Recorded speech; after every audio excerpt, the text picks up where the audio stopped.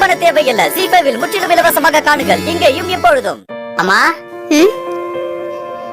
வாங்க, உள்ள வாங்க.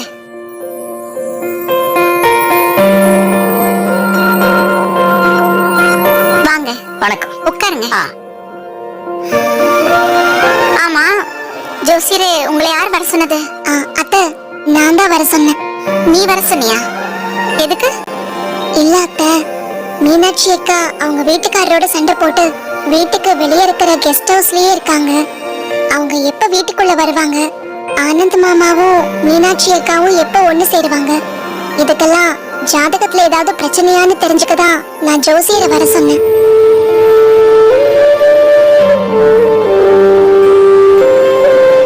எங்களுக்குள்ள எதுவும் இல்லைன்னு ஆகி போச்சுல்ல, அப்புறம் இதுக்கு ஜாதகம்லாம் பாத்துக்கிட்டு. தீபா, முடிஞ்சது முடிஞ்சு போச்சு. இனிமே ஜாதகம்